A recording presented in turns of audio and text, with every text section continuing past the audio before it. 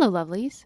You're listening to episode 26 of the Broken Enchantments podcast, written and read by Elizabeth Wheatley. That's me. I hope you enjoy this episode, and I would love to connect with you on Facebook, Twitter, or Instagram. You can check out the links below. Now let's get to the story.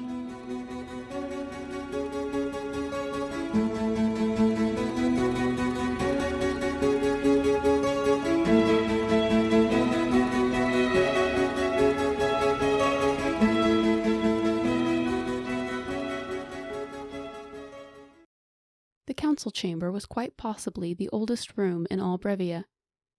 The wall's ancient carvings held forgotten meaning, and the worn figures in the stone stood witness to hundreds and hundreds of years of Brevian unity. Long ago, the 7 ruling houses had drawn a truce that, with the help of the enchanted swords, had stood strong.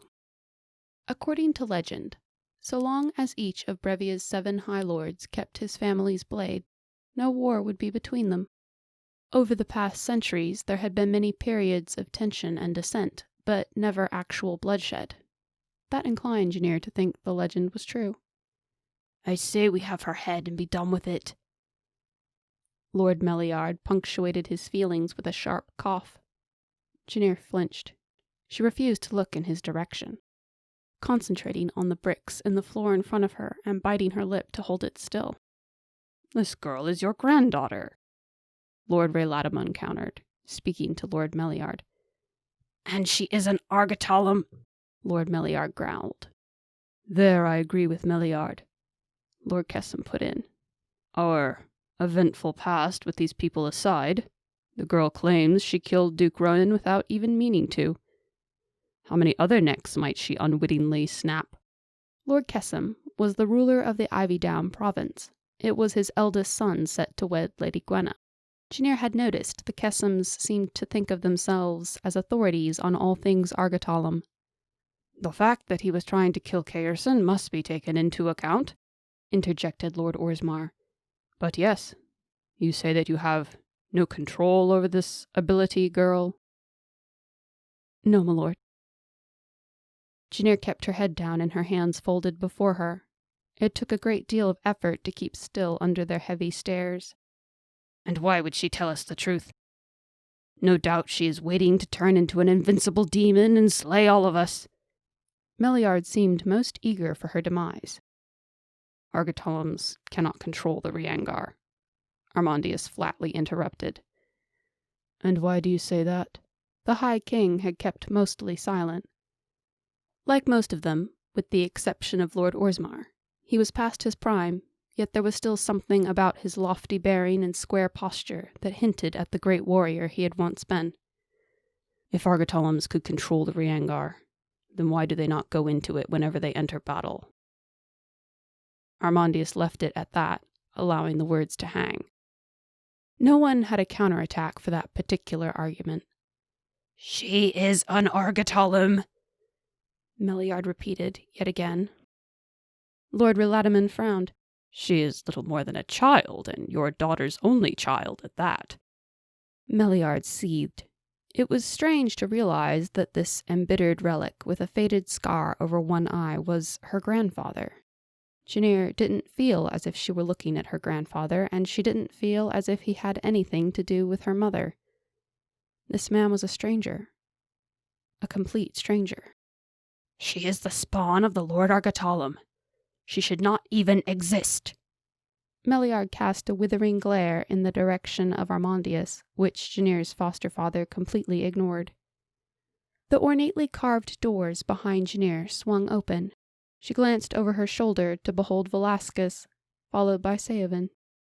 Like his father, Seavan was clad in the traditional light blue uniform of Elvish ambassadors. When their eyes met, his were bruised with dark circles, yet he cast her a fleeting, scarcely perceptible smile the High Lords hopefully wouldn't notice. "Forgive us, High Lords of Brevia," Velasquez apologized, placing his right fist over his chest and slightly inclining his head in the formal Elvish greeting. "There was a matter of greatest importance that we were required to attend." "Velasquez of the Sylvan Forests, you claim that you knew of the Argatalum child from the beginning?" The High King moved straight to business. It seemed even the placid ruler was losing his patience. "I did indeed, your majesty," Velasquez neutrally answered. "And why did you fail to inform us of it immediately? Did you not think that we, the rulers of Brevia, were entitled to know of an Argatalum in our midst?" Lord Kessam demanded. "I oft wonder how mortals came to believe so much as entitled them," Velasquez mused. "It seems a distinct trait of your race." The elf's idea of diplomacy was not appreciated. Armandius showed no reaction at all, but several High Lords shouted indignantly at once. Velasquez looked completely unaffected. Saven stared straight ahead while his lips moved silently. It appeared he was praying while Lord Kessam and Lord Meliard let off overlapping rants about Argatalums and their extensive history of depravity. Janir couldn't imagine how Saven could be so relaxed. So many incredibly powerful and highly annoyed men in one place. "Order! We shall have order!" The High King roared, his voice just barely rising over those of his angry lords. "Camlin, we summoned you and your son here for opinions on the Argatalum girl. So tell us." Velasquez didn't reply immediately. His lip curled slightly, and Janir feared he was going to argue with something, but he carried on after a moment. "From what Saven has told me, Janir Caerson Argatalum has become exceptionally powerful. However, this does nothing to change my belief that she is entirely harmless to the people of Brevia." The elf was the first person in this council besides Armandius to refer to her by name. It made Janir think of him just a little differently, more kindly. The High King turned to Saven. "And you, Saven, son of Velasquez Camlin?" Saven barely considered the question before replying. "There are few of whom I would say this, but Janir is a far better human being than most among my own race." That declaration earned a quick, sideways glance from Velasquez. "She's no threat to you, or yours." There was more talk, more arguing, and enough shouting to make Janir's head throb. She had already been standing in that council chamber for the better part of an hour, and the discussion dragged on and on. Sometimes the High Lords asked for Saven and Velasquez input. Most of the time, they discussed it amongst themselves. The one person they did not address again was Janir. Between being a girl, hardly more than a child, and an Argatalum, her word was more or less worthless in their eyes. At length, the High King announced that they had wasted enough of the day and it was time for a decision. "Now I must call for you to voice your final opinions. How many of you actually believe that we should do away with this girl?" No one was eager to be the first to speak, so the High King sighed and called them in order. "Meliard, you know full well my stance on this subject. Yea. Dulmarst?" Lord Dulmarst hesitated. "I cannot believe I am saying this." He glanced to Velasquez and then to Meliard before replying. "Nay. Caerson, I believe that you go without saying. Lord Orsmar?" "Yea." "Kessam?" "Yea." Kessam responded without hesitation. Janir swallowed. According to the laws of Brevia, which had been honored since the forging of the 7 swords, it would take only one more in favor of her death to decide the matter. "Relataman?" "Nay." The High King heaved a weary sigh. The High Lords were thus far evenly split, and the decision was his. Janir's heart pressed against her ribs, threatening to break out at any moment. She could hardly hold still. Janir wished that Saven would stand closer. Armandius would kill everyone in that room before he would let them touch her. He might even start a civil war over her, the first in centuries. She thought perhaps it might be best for her to die, one insignificant child, instead of thousands of soldiers, especially with the expected invasion. They couldn't afford such conflict. But she would much prefer if it didn't come to that. She was young. She wasn't ready to die yet. The High King hesitated a very long time. putting off the intensely unpleasant task of taking sides for as long as he could. Not so long ago, the king seemed to be thinking aloud. a very wise lady said to me that the Argotolum child had struck her as— What did she say?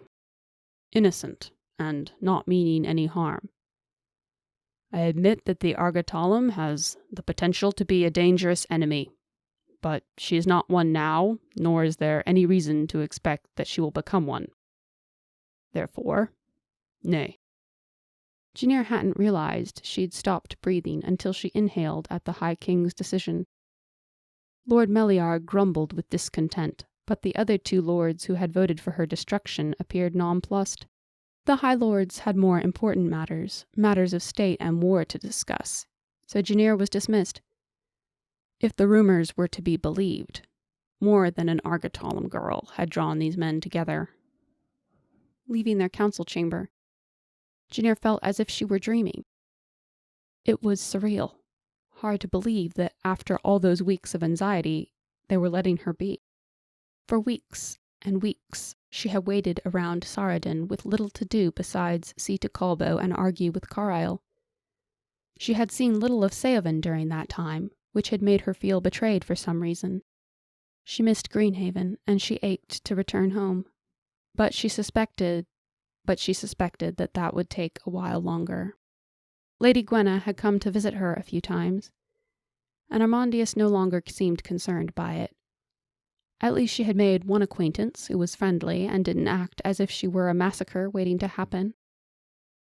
Janir found her way back to her room, but when Armandius didn't come to visit her by the time the serving maid brought her evening meal, Janir was concerned. "Hesty, was it?" The serving maid's round face cracked with a grin. "Yes, my lady." She curtsied in Janir's direction. "I can't believe that you remembered." The serving girl had the misfortune of rather round facial features, which, in spite of her slender figure, would always give her the appearance of being chubby. Janir thought with pity that the poor girl wasn't especially bright either. "Hesty, do you know if the High Lords are still in session?" "Oh no, my lady. They ended their council over 2 hours ago," the serving maid replied. "My cousin's been sent to do the dusting in the council chamber." "Would you happen to know where Lord Caerson is?" Janir wondered. "Aye, he's in private conference with the High King." Hesty lowered her voice to a conspiratorial whisper. "I was just up to the corner parlour on the top level of the fourth wing to set out some tea, and I overhears the High King's voice arguing with another man on the other side of the wall." Janir's brow wrinkled. "What were they saying?" Hesty's eyes gleamed with excitement as she enthusiastically recounted what she had heard. "He says none of them trust Lord Caerson now. I wonder why. And then the other man keeps up arguing, but the king won't hear it. And then these 2 elves show up and go into the anteroom, and then the 4 of them start talking about building roads. Funny, isn't it?" Hesty shrugged. There came a knock. Without waiting for permission, the door opened and a short figure in a new grayish-brown robe shuffled in. "What's the point of visiting Saradin if you're not going to do a bit of sightseeing?" Carlisle asked, a happy, goofy expression on his face. "Ooh, a persimmon!" Carlisle gravitated to the tray with Janir's half-eaten meal and immediately snatched up the orange fruit. "Good to see you again, Hesty." The chambermaid beamed. "And you, Master Carlisle?" "Would you excuse us, Hesty?" Janir asked, turning sideways to the chambermaid. "Course, my lady. I'm just done anyway. See you in the morning," the chambermaid happily replied, waddling away with a bucket full of ashes weighing down one side. Janir waited until Hesty was out of earshot to respond to the enchanter. "In my case, I'm here to convince the High Lords that they shouldn't chop my head off." "Oh, come on. You've practically been a recluse since we arrived. I know this tavern that sells honeyed pork on sticks." "No." "Janir." This has been the Broken Enchantments podcast. Thank you for listening. Check out my Patreon for early access to episodes, bonus content, and lots of patrons-only freebies. You can learn more at elizabethwheatley.com. And don't forget to subscribe. See you next time.